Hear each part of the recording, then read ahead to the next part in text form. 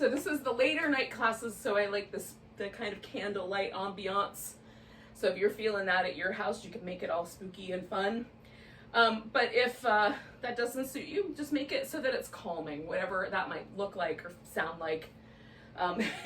Crank up that Zen fountain, whatever you got that kind of creates that softer, more subtle ambiance. So I've got a bunch of yoga props here. So I've got a yoga strap, I've got some blocks, some pillows, and some blankets. I've got big, thick, fluffy blankets, little skinnier blankets. We're gonna start seated. So if you like to sit up on something, and for tonight I'm gonna sit on the edge of a blanket, but you could get a block or a pillow and sit up on the edge of that if that suits you better.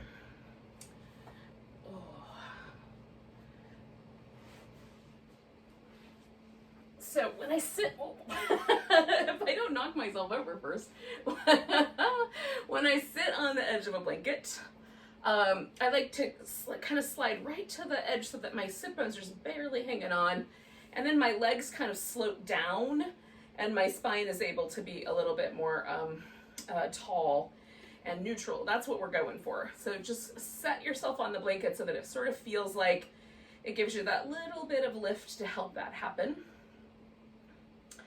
And then once you've gotten yourself settled, and you might still be settling, so no worries, but just once you have gotten yourself settled, just take a seat. Now this is my favorite mudra for meditation. It's called the mudra of calm abiding. You just take your hands and put them on your thighs or on your knees, and let yourself rest that way. And this for me is very calming, perhaps because I heard it was called the mudra of calm abiding, and that plants enough of a suggestive seed in my brain for it to be. But it feels that way. Now, other one that I like is the two palms kind of together, and I do this one when I'm seated in a little bit higher position, or kneeling or something along that line. And then some people like to sit with their palms up, and maybe even do like the concentration mudra, which is the thumb and index finger together. The middle finger and the thumb together are the patience mudra. So if you've been having a time in your life where you're feeling a little impatient with the world, can't imagine when that would happen, you could maybe do the middle finger.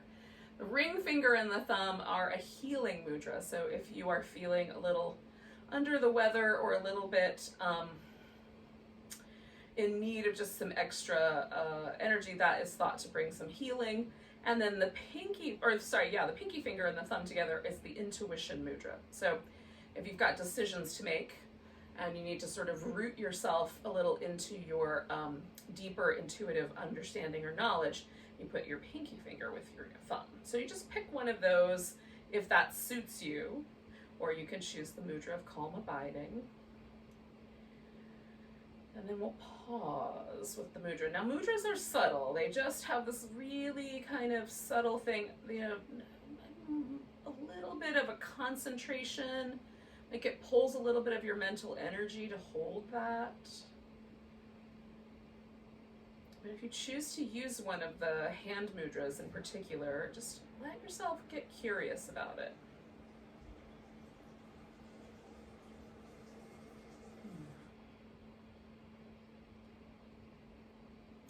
Let your mind settle into the present moment. Let go of the day, all of the frustrations and or whatever, the strings of the day that might still be trying to attach themselves to your heart and mind. Let your shoulders relax as you exhale.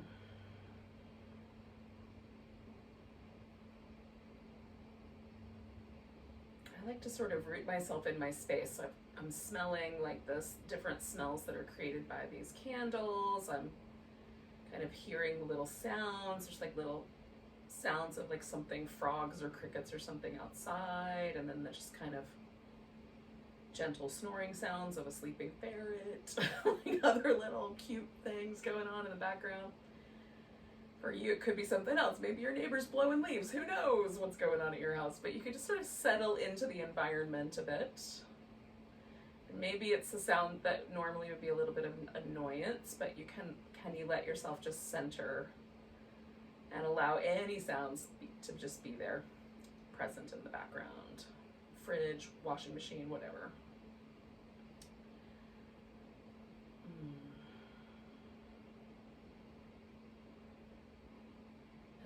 come home to your body. Just kind of notice where your body is right now. Is there a little spot that feels achy or stiff? Are there any places that are sort of calling your attention now that you've been sitting for a moment? Sometimes we avoid sitting still so that we don't feel pain. We'll just notice if those are there. And then come home to your breath and let yourself just take these next like 3 breaths or so, maybe 4. Just take them in as deep as you can go. Linger a bit on the exhale.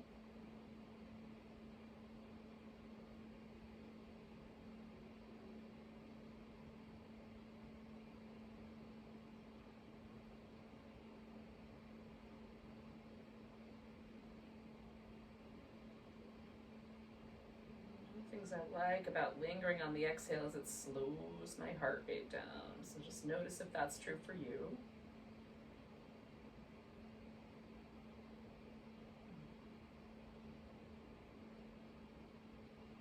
Now with my next exhale, I'm going to drop my chin.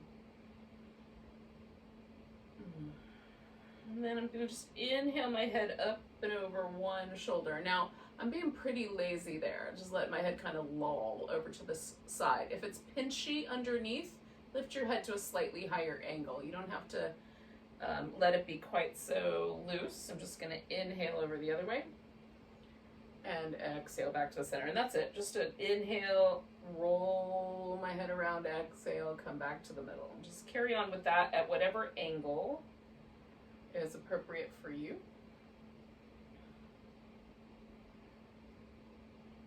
And sort of timing it with your breath.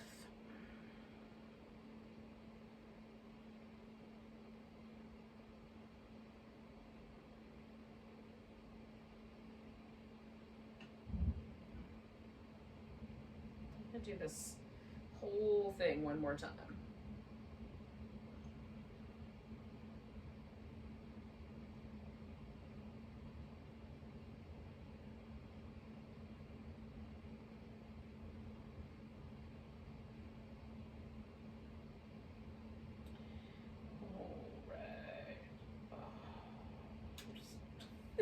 Taking a moment to feel any lingering tension there, kind of jiggle my shoulders around, make some little circles. All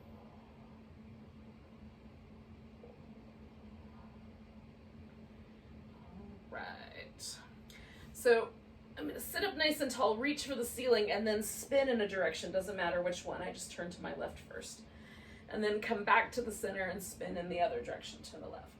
Or right, whichever is your other side. And then I'm going to side bend to my left, come through the middle for a forward bend, side bend over to the right, and come back up.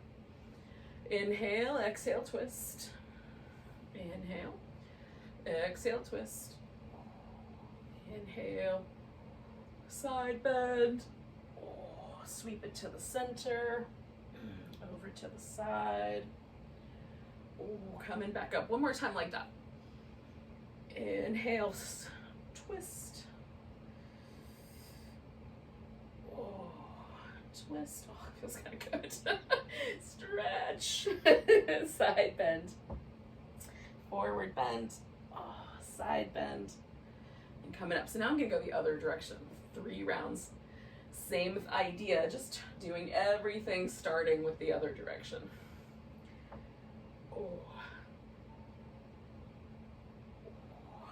Coming through the middle, over to the other side, coming back up.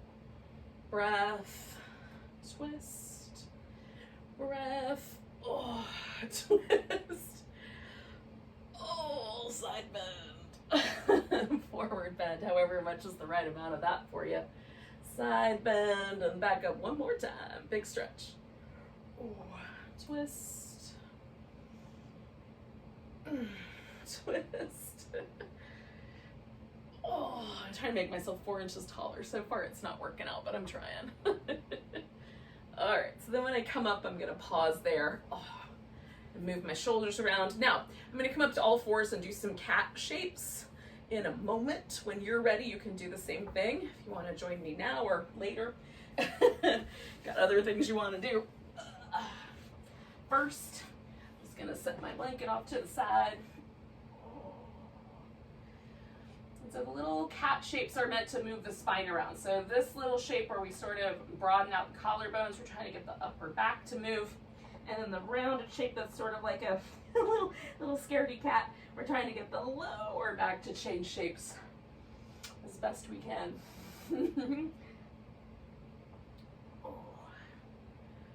So one more like that. And I'm gonna take the right leg, reach it back, kind of press back through the heel. I'm gonna roll over my toes, just kind of squish them into the ground, and then roll back. Now I've got a carpeted surface here, and it's very squishy and very comfy. If that is not the case at your house and you don't like these, you don't have to do them. They're definitely a little strange on the toes without a soft surface. Oh. So lifting this right leg up, I'm gonna kind of hook it around. Now, you could reach back there, try to find that thing, and then hold onto it and bring it up. I'm just gonna lift it. Give myself some little ankle circles while I'm at it. And then bring this guy forward. Okay. Now this is gonna turn into some different kind of lunge options. All right, so I'm gonna start with something that's a little more sort of straight up traditional, if that's the right word, for a lunge. Hips directed forward, sending my weight forward, so I've got this stretch on my left front of my left hip, right? And then a little hamstring stretch with this little half splits. So floating between these 2 points.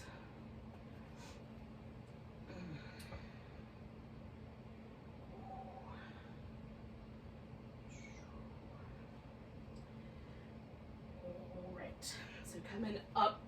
This time, as I float forward, kind of pausing for a second, I'm just gonna back off a tiny bit and then come back in, back off a tiny bit, and come back in. So I'm still in the lunge, I'm just a little teeny tiny change. Okay, so then taking this to the hamstring stretch, I'm gonna bring myself more to this sort of inside diagonal. And all the way to the ground is a little intense, so I'm using the blocks to give me an halfway, but still be really restful. I could also just leave my hands on the floor. This is just kind of an in-between space. So when I come to the diagonal, I get this more on the inner part of my hamstring area and not the outer part of my hamstring area, which I tend to do more, or it tends to get hit more often with the different yoga poses. So I'm just changing it up. Okay, so now I'm coming back forward toward this lunge, except I just turned this foot in the back. So it's almost like a kneeling warrior 2 shape is what I've got going on here. If I were to lift up, right, so that you can see the warrior 2, but I'm not doing that. So I'm gonna straighten this leg up and then bring it back towards that little warrior 2 shape. And I've got support with my hands here as I ease this hip into that sort of warrior 2 shape, albeit kneeling, and a little bit more intense for me anyway. It's a little more intense in the groin than warrior 2 normally would be. Okay. And so doing a little kneeling side angle pose and stretching that whole area. Oh.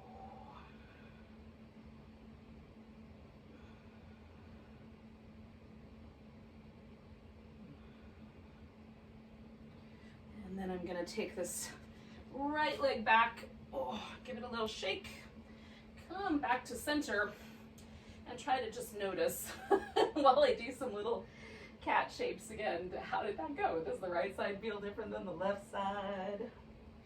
Was that good medicine or not so good medicine? I like to see if I'm screwing myself over. Sometimes I don't know until I'm done.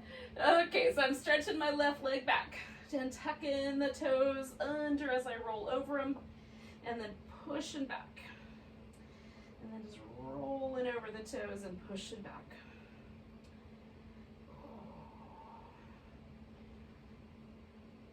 This is a great way for me, at least on a soft surface, to get a little mobility in my toes, so I'm a fan. But again, you may not be. So So again, I'm gonna hook this little scorpion tail. You can reach around and grab hold of your foot if you want to. Oh, I'm gonna use it as an opportunity to play with my ankle joint.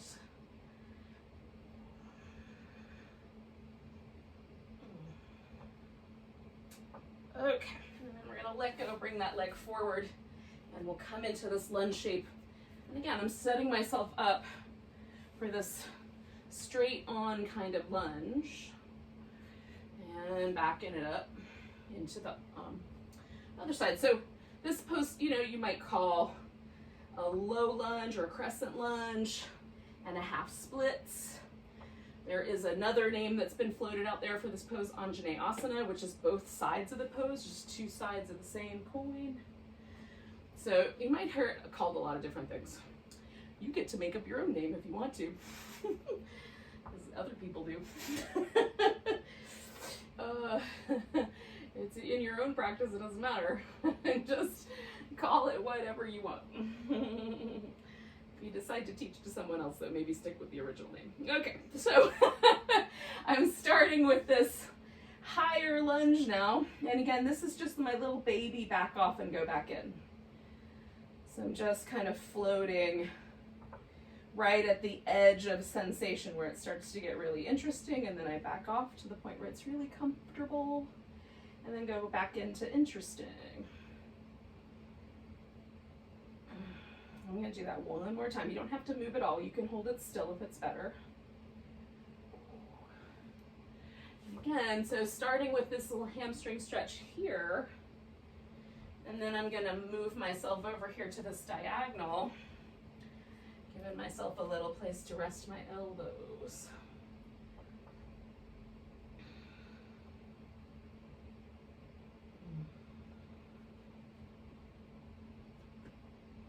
Sometimes when I'm in here, I change my mind about the angle, so you can certainly do that as well. Take in 2 more breaths.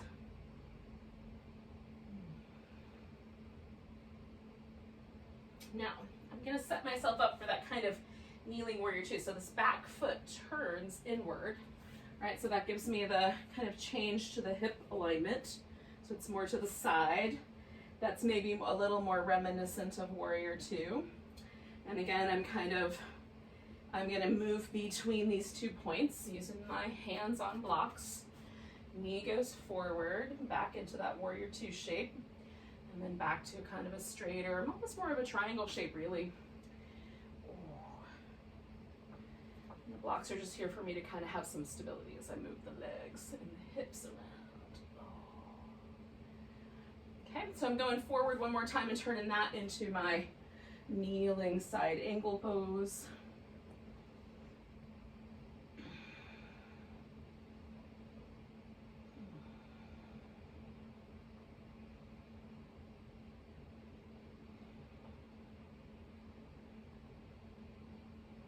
And one more big breath. Oh, and then I'm going to come out. Oh, take that left leg out, give it a little shake. And then coming back to the center. Knees wide, I'm going to do a child's pose. Now, I'm going to keep these blocks handy because I'm going to use them for a tricep stretch in a minute. So if you wanted to do this tricep stretch, you just need 1 block for each elbow. If you don't have blocks, don't worry about it. You can do it with just the floor, okay? So hips go back. Now you can do a child's pose in the more kind of traditional sense where you wrap your arm around. You can leave the arms up front. You can put them up under your forehead. So just choose one that you like for the time being. And then you can give yourself a little side to side wobble here. If child's pose is not your favorite pose, you can try just an all fours position, that'll work. So if I bend my elbows and bring my hands up over my head, that automatically gives me a little more sensation in my triceps. So this is option 1. And then the second option, and sometimes I do this on the smaller edge, sometimes a little bit on the taller edge. Depends on how much room I think I'm going to want for my forehead. And then we put the elbows on the blocks. All right, and then I'm going to sink myself back towards my child's pose. Palms together over my head and let my head drop through the center. I probably didn't need the extra height here, frankly. But you can see maybe better. So I've just given myself this little upper back and tricep opening here. Oh.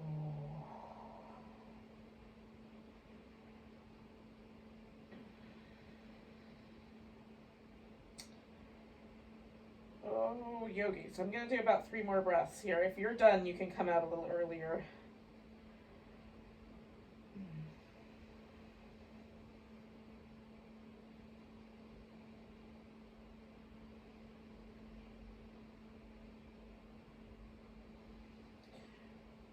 So to come out of this, I just kind of roll my weight forward onto my elbows. Get myself more into sort of an all fours kind of placement. And then do a little bit of a rinse, a little movement in that upper back. Now, my back is primed for some cobra, so that's my next move. So palms a little high, and I'm gonna roll my shoulders around in circles first in both directions. It's easier to go one way than the other for me. So the second one takes a little bit of concentration. And then pressing the palms down and lifting into cobra. So I'm not pushing with my hands, I'm using my back muscles, but I am broadening out the collarbones and holding myself. So coming back down, sliding the hands back, working the shoulders. Other direction.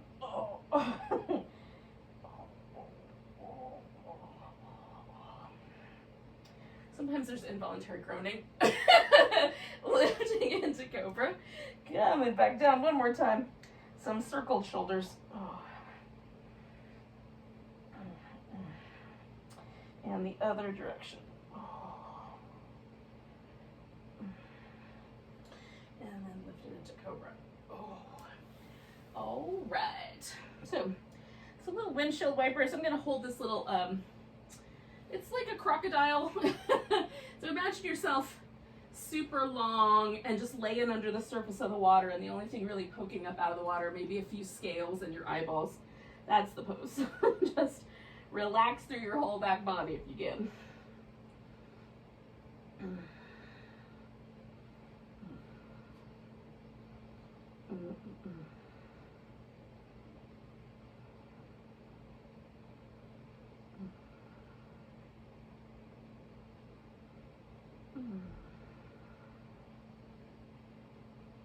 So a couple more breaths here.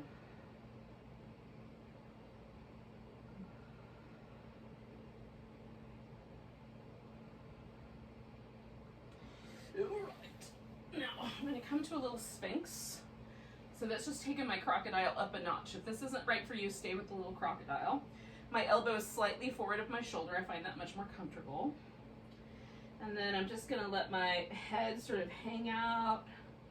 Give myself a little bit of neck release as needed. You can reach back through the legs. You can let the legs relax. Both are interesting.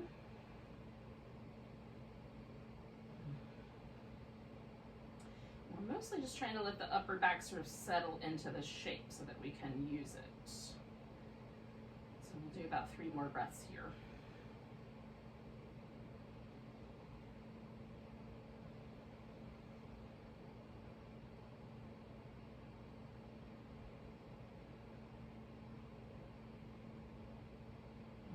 Okay, so I'm gonna take one hand and put it like a little spider. The other I've got still resting in that sphinx. I'm just gonna turn to the side, come out, turn to the side, come out. It's almost like I'm trying to start the lawnmower, right? So start the lawnmower just with the shoulder, come back, shoulder, come back, shoulder, come back, do the other side. Lawnmower, start just the shoulder, come back, shoulder, come back. So I'm moving my shoulder blade as best I can down into the center of my back as I turn and let that happen. One more of those. This side's a little stickier. And then come on back. Now you can do child's pose, you can do all fours, you can do down dog, whichever is your jam. all of the above would also work out okay.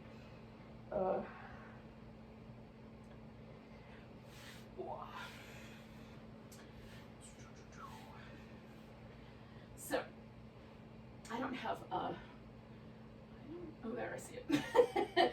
I am gonna do a squat to get myself up on my feet.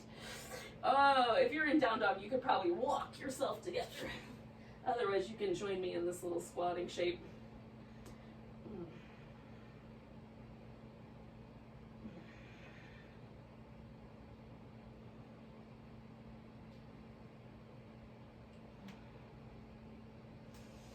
And then we'll come eventually all the way up to a standing position.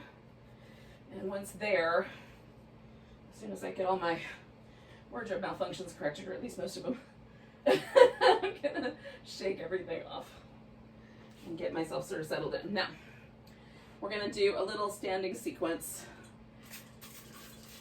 And this is gonna be relatively hands-free, so where you can throw in like more of the sun salutation styled vinyasa if you care to. I'll throw the option in there for you.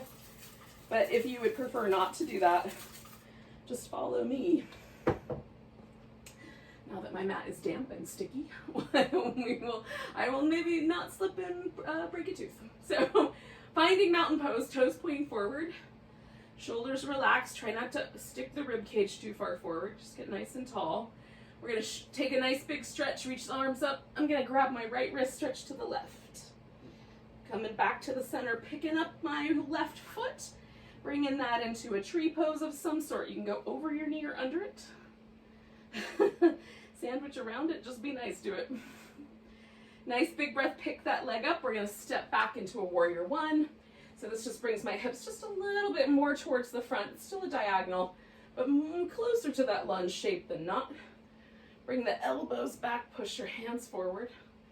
Arms up, elbows back, hands forward, arms up. Now, as you fold forward, you can go to the diagonal or more over the front leg, right? That's your choice. You can use blocks or not use blocks. And we're gonna kind of repeat this notion that we had with the lunge. So we're gonna float back a little bit and float forward a little bit, and this knee may not want to bend that much, so just a little bit of a bend is all you need. Or it might want to bend quite a lot. You can feel that out on your own. So just a straighter leg, and a bent leg, and a straighter leg, and a bent leg, and then we're coming around. So I'm bringing this right foot all the way around to match my left foot angle, and then taking an inhale, lengthening out, exhale, fold forward. Now you can stay with the forward bend or complete that flow a few more times, lifting up, folding in, lifting up, folding in, and one more of those. If you're flowing, if you're holding, one more breath. And then we're gonna turn this whole thing around, do a little triangle pose.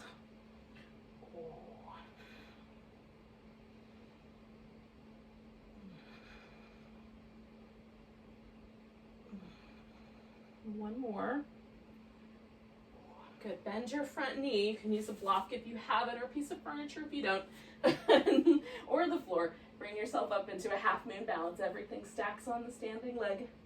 Standing arm, nice big tall reach, maybe some ankle circles, y'all. And then we're gonna take that left foot, put it down beside the right one, come up halfway. This is where you could stick in a vinyasa, fold, step back to plank, blah, blah, blah, and eventually wind up here in this mountain pose with the rest of us. And if you're following along with me, just take that mountain pose, feel it. Ooh, is there a difference between left side and the right side? One more breath. Hopefully we'll get all of our friends back up to the top of their mat. Ooh, and then we'll inhale, lift up. So I'm going to grab my left wrist, give it a stretch over to the right. I think that's the other side. Right foot comes into a tree. For some reason I always forget. Hold and steady with that tree pose as best you can. Or maybe not. Last breath here. Good, picking up that right leg, stepping it back to a warrior one. And again, arms are gonna come up. Bring it back, push it forward. Bring them up, bring it back.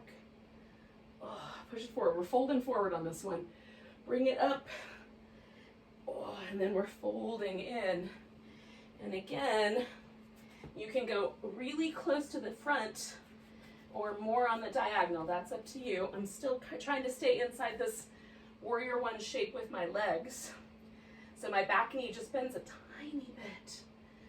Front knee comes back where I had it, right? Just a little float between these 2 points. That's all I need. Is a little float. One more time. Now I'm taking this whole thing, turning it around so that both feet match. Or you can turn them out slightly. And again, you can hang with this forward bend, or you can add a little flow to it, lifting up and flowing forward, lifting up. And I'm almost trying to get like a little cat kind of ripple going in my back as I move. I don't know that it's obvious, but it feels that way to me.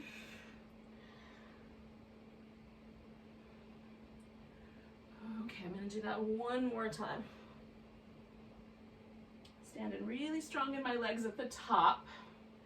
And then I'm going to come into triangle, so turning the feet to match that pose. And then find in the pose.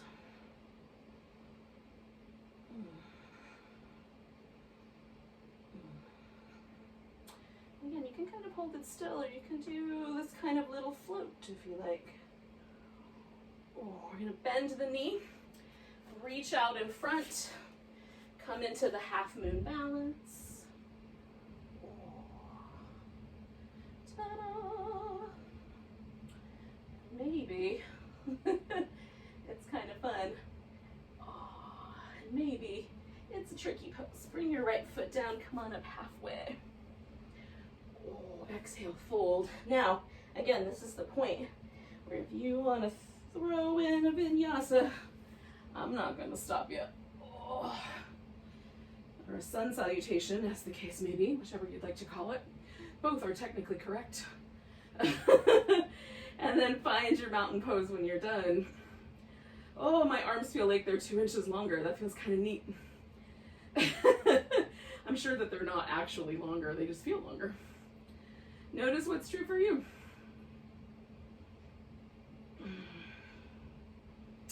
All right. Hopefully our friends have caught up. We're going to take one more big breath here. I'm going to take a nice big pickup of this left foot, stretch it out. We're going to take a big wide squat, okay? So the wide squat means my hips don't go any lower than the knees, about knee height, a little less. So just find what you think is the right amount of space for yourself. And then we're going to lift up, come down into the squat. Lift up, little side bend to the left, come down into the squat. Lift up, a little side bend to the right, come down to the squat. One more side bend sequence. I'm just going to kind of come back to the squat and then side bend and hold it while I come back to that squat, and then come back. Just add a little extra nuance. You can do it the same way. All right, yogis. So taking ourselves all the way back up, we're going to bring the feet around, and one more time we're going to wide angle forward bend. Now, if it feels better for your feet to be turned out slightly, do it that way. So if there's binding in the knee joint, ankle, or the hip, turn them out a little bit.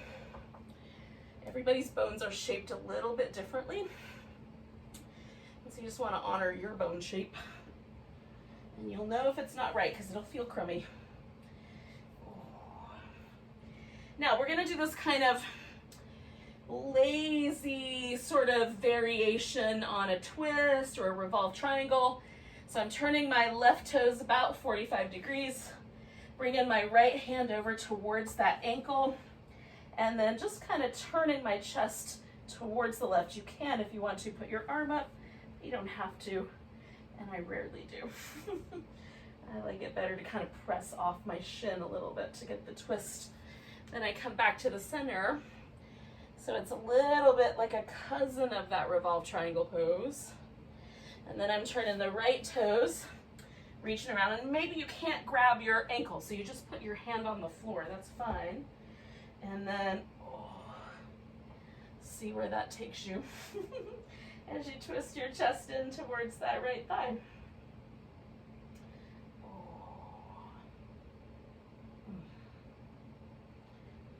Now the question is, how do we best get down to the floor from here? Some people can just squat and sit right down. I am not one of those people, so I'm gonna bring a knee to the ground and then find my way down. Now we're gonna lay on the side. So you might want to block for a head pillow. You might use your arm for a pillow. You can use a blanket for a pillow. We're gonna come onto the side.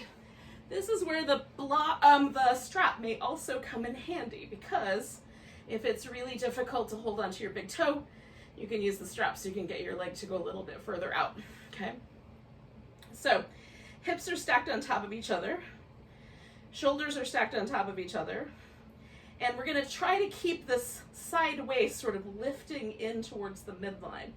If I shift my legs forward or bend my bottom knee, I'm gonna get more support.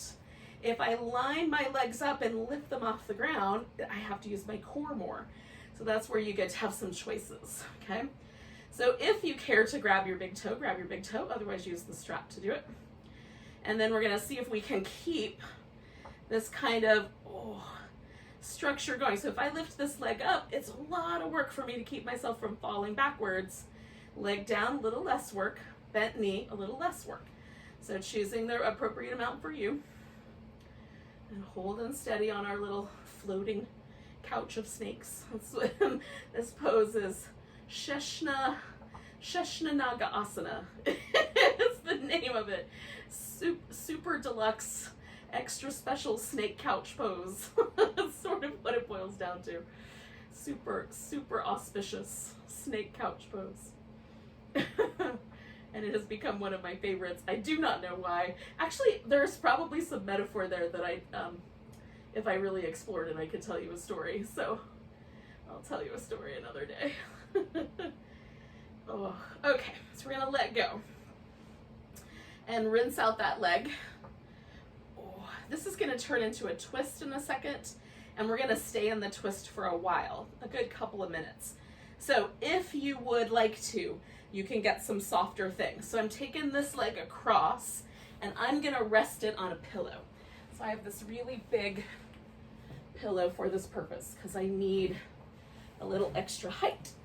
Now, couch cushions, a stack of blankets, whatever you got, some blocks will work as well. And then I'm gonna roll my shoulders down to the ground. As best I can.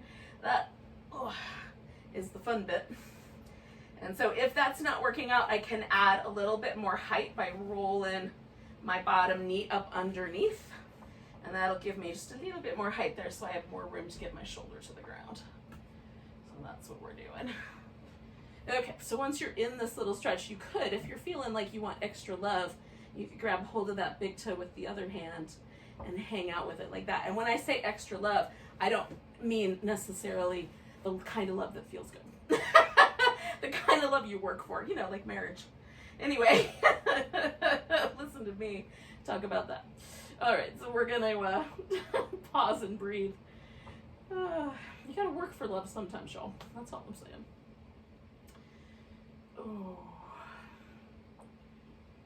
And so if you want this to be much more restorative, take the pressure away. Like add the pillows, add extra blankets, make it softer.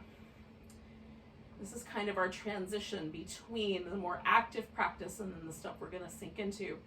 So letting this little pose be, one way or the other is fine. You can choose which direction you want to go in. I'm trying to split right down the middle. We're going to stay for one more minute.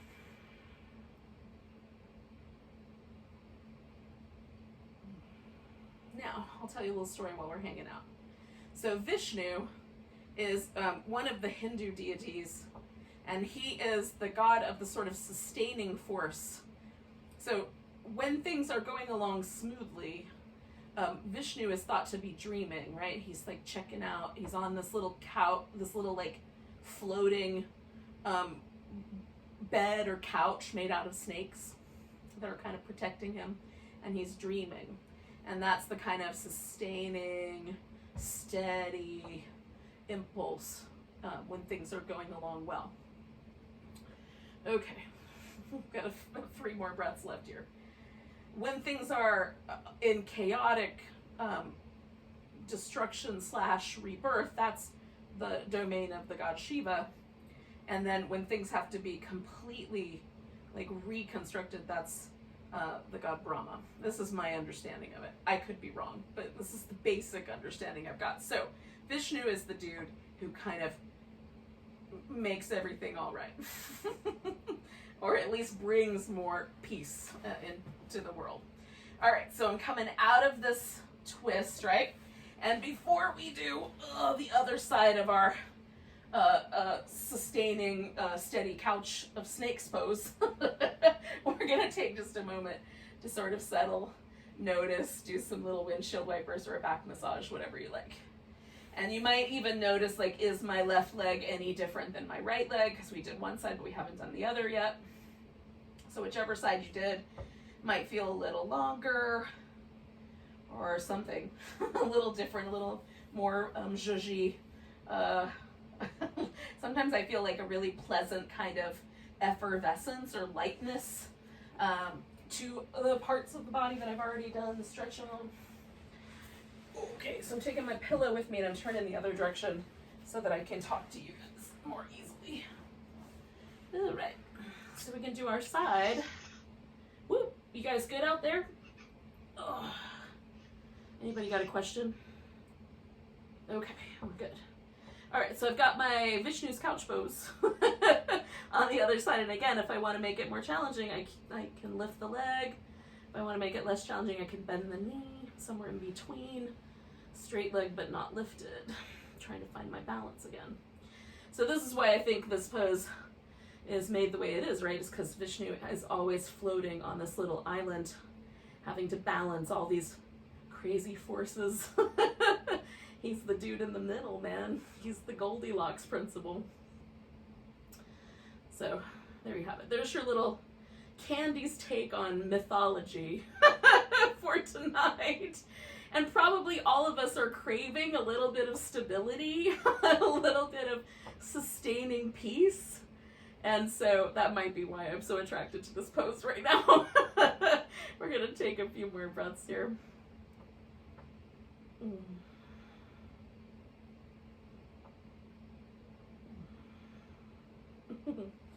All right, so I'm gonna let go, and this is gonna turn into the twist. And again, add whatever support you think you might like to have so that your twist, becomes this kind of in-between space. I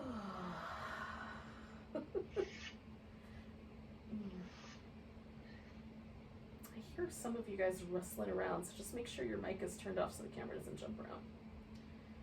And then we're good. Unless you have something to say, and then by all means, chat me up, baby.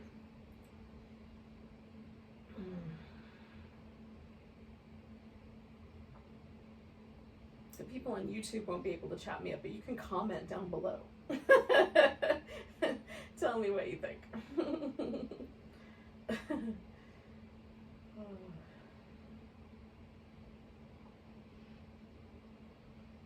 we're going to settle here for another minute or so, minute and a little more.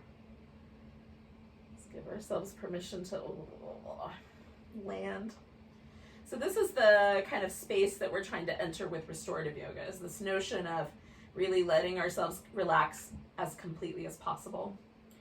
So doing a little bit of flow kind of gets all the stuff, all the fluttery stuff out of my brain, out of my body.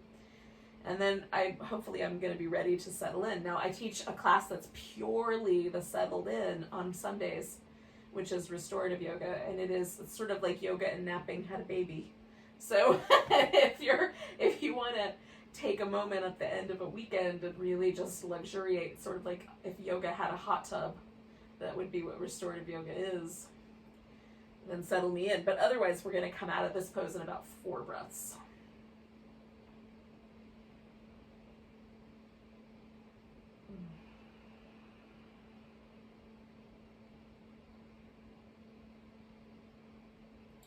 And I think some of us have been taught these kind of lessons or these notions about resting, especially Americans. Like, I think Italians get it, but Americans get this notion about like that rest is somehow lazy, that we're not supposed to rest, we're supposed to be productive, and all this other stuff, which is in part, I think, why we're having so much trouble just staying put as a people right now. All right, we're coming out of here.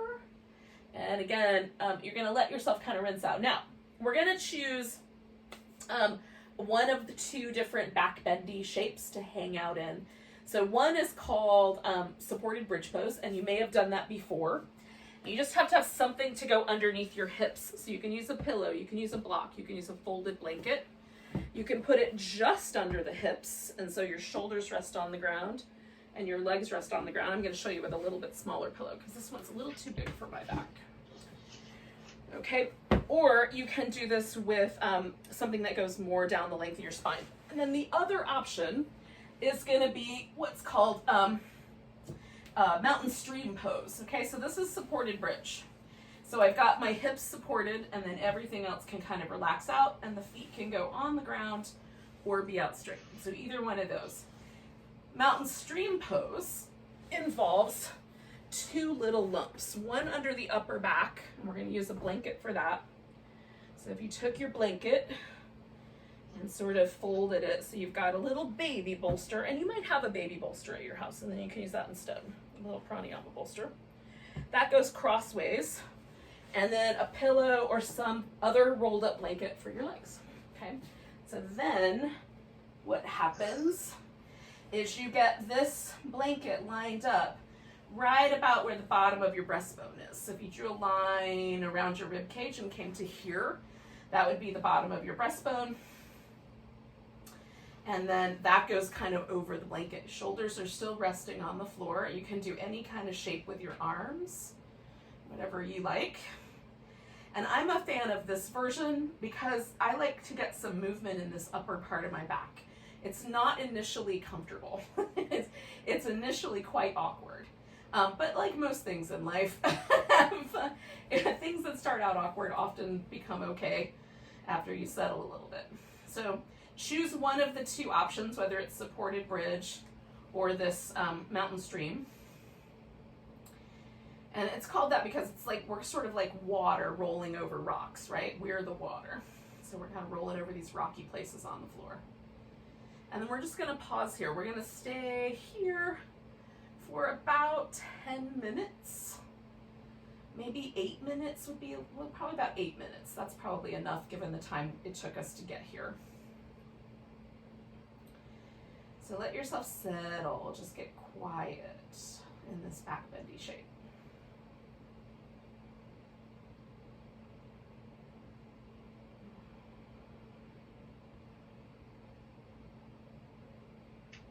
Sometimes I have to experiment a little bit with like where my arms should go, that sort of jazz, so you can kind of explore a little bit, but do mostly still.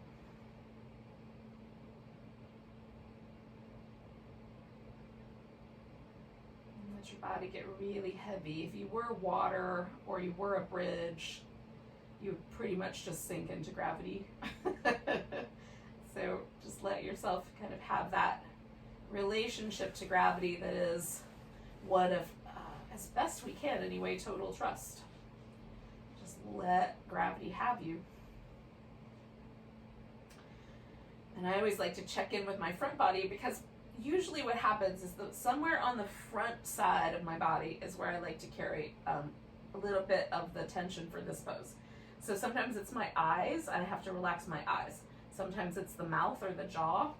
Sometimes I'm gripping with my abdominals, and so I just check in with all of those places. Make sure I'm not trying to hold myself up like I'm on a bed of nails. You might have to adjust your position a little bit so you can let go, but try. Let your lips get really fluffy and soft. Let your eyes get a little heavier.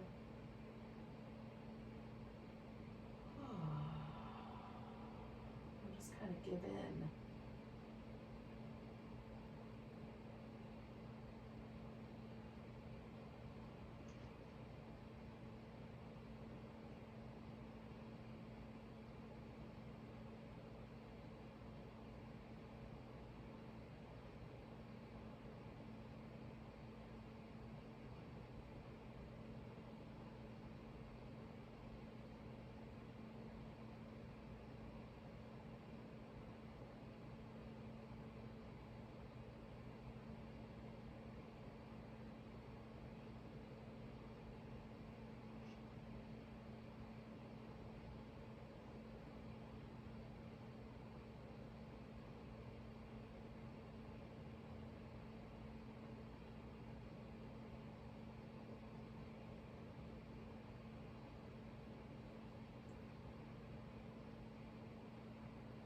You're doing okay out there and things are starting to settle, even if it's not super comfy. Hopefully it's not super pushy either. And you can let go and soften all the muscle. So we're about halfway. I'm going to stay for about 4 more minutes.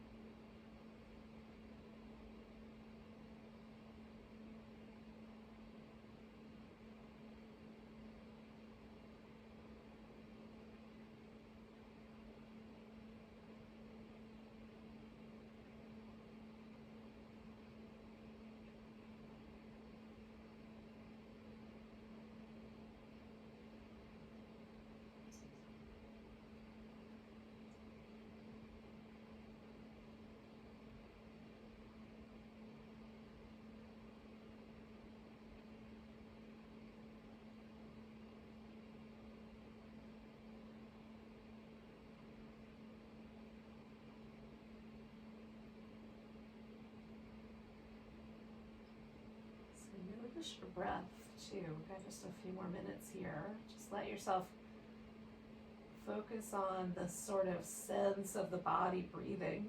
Can you get relaxed enough that the whole body responds to the breath?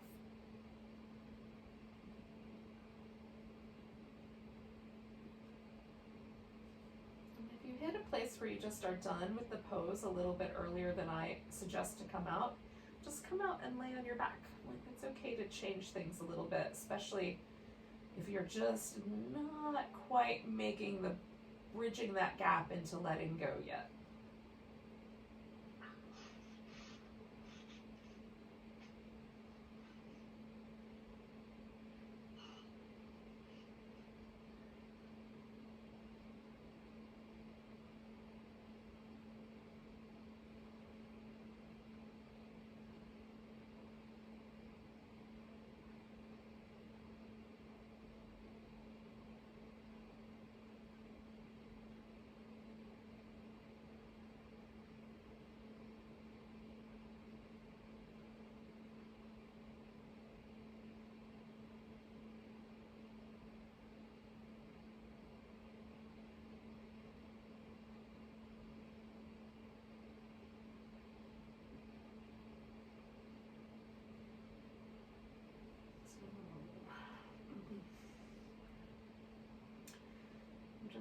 switching my arm position into a slightly spicier position for the last minute here.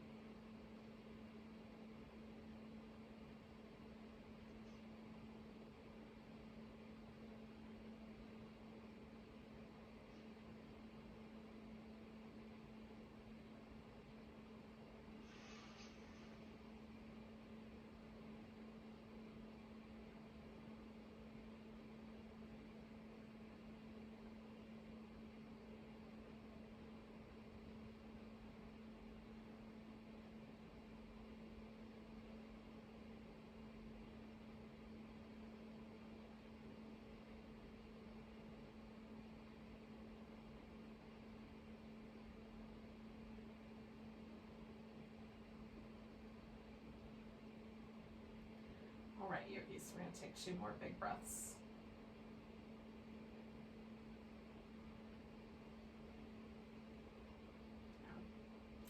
The first thing for either pose is to get your feet on the floor, right? And then the next thing will be to kind of roll yourself off of your props. So I'm rolling to the side and pushing myself up just enough to get this blanket out from under me. And then you can do whatever you think is really nice. For me, it starts with windshield wiper legs. And then it turns into, grab hold and massage. Oh.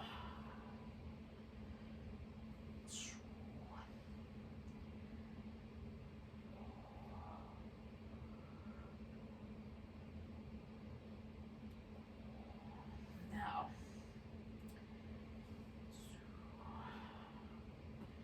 Take just another minute or so just to kind of let everything settle around the back. If you need to do some other kinds of movement, you can certainly do that. Whatever you think is going to be right for you. We only have 1 pose left. And that's going to be a long and luxurious Shavasana. So that's what we're up to. So the question you have to ask yourself is, how am I going to get into this long and luxurious Shavasana? And I will say to you, first, it's wintertime. You might want a blanket. So you can cover with a blanket. That's going to help. I like to have a pillow under my knees, very similar to what I just did with the mountain stream pose. But I also am going to have a little pillow under my head. So I'm going to take a blanket and use that as a pillow. Now, if you have something that you can cover your eyes with, that is really helpful for kind of helping you settle in. And putting something that's kind of weighty, like a couch cushion or something over your thighs, can help you settle if you're feeling a little fidgety. So if you haven't quite come all the way down into this restorative space, mentally and emotionally, add some weight to your body. They have sandbags in yoga prop places that are specifically for that purpose. So you put a sandbag on your thighs. They weigh about 10 pounds. So you probably don't have 10 pounds of something laying around real easy to reach. But if you got a cushion or a pillow or something, or even your yoga blocks, just sort of placing those on your thighs or on your belly, alternately on the belly if it's not too heavy. Can sometimes just having that weight there can help you relax, right? I like the thigh, but if the thigh is too awkward and things are going to fall off, then then the belly might work better. Okay, so set yourself up with a really comfortable position so that you don't have to fidget or move at all. If it's not warm at your house, cover with a blanket so you can be really toasty. And maybe it's easier if you rest your hands over your belly, or maybe you like the arms kind of out to the side, so settle in with that. Adjust your low back so you've got the right amount of support. If You want to lie down on the couch or on your bed because you're in a room that's available to you. You can do that. You might fall asleep. You'll be in bed or on the couch, so it's not a bad place to take a nap. When you get settled, take a big deep breath and then let go with an ah. And let your body settle in. And again, we're going to stay for around 10 minutes or so. Really let ourselves try to let go and luxuriate in this restorative space. Let yourself rest.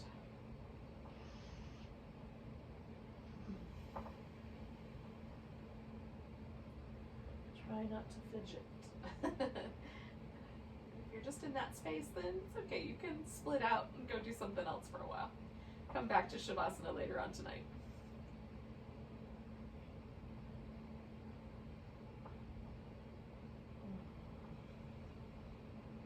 It helps me to have a little sense of the breath and kind of let it take my mind into places. So sometimes I'll get little visual images of like an ocean or just a place in nature, because this kind of rhythmic, paying attention to the breath,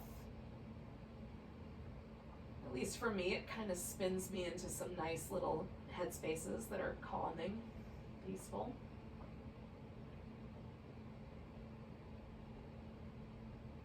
And if that's not true for you, then maybe you can generate like a sense of gratitude for the breath that you're having right now. There are people all over the planet right now that are right on the verge of not having any breath. And so it seems like quite a precious gift right these days. So just generating a sense of deep compassion and deep gratitude that we are here right now in this moment, breathing together.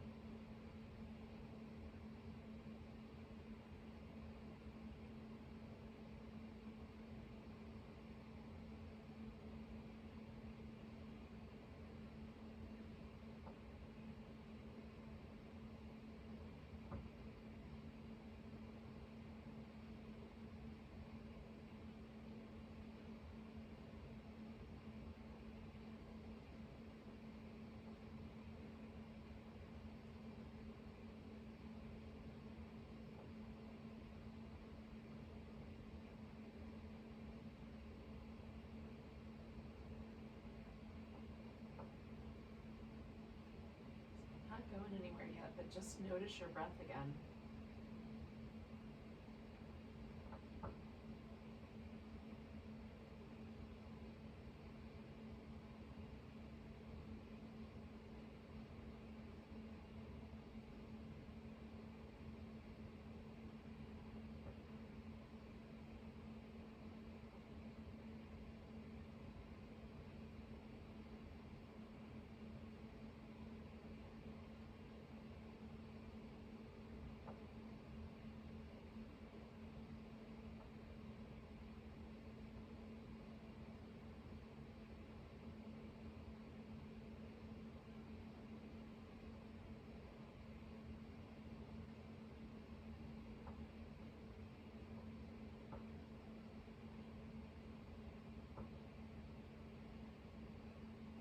At some point, take a breath so deep you can feel it, if possible, down to your toes. If not toes, then fingertips.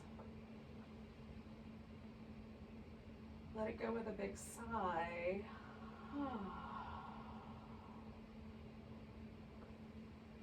And then just for a little bit, we're just going to wiggle the fingers and toes. That's it. Everything else stays nice and quiet.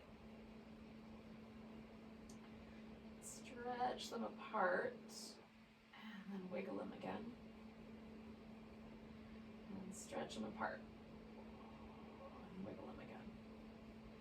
And then do the similar thing just with the wrist and ankle. So again, we're letting the rest of the body stay pretty still. The wrist and ankles are moving, and notice how now there's a bigger kind of muscle reaction. And then you can start to stretch and move around in other ways that you might like.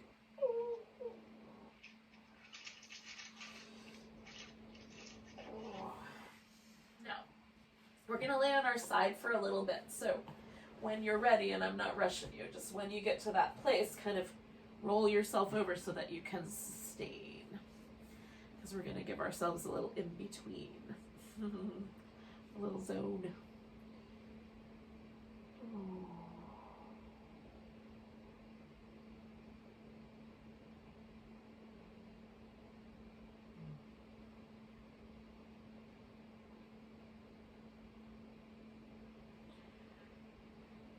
And then you can come to a seated position when you feel ready.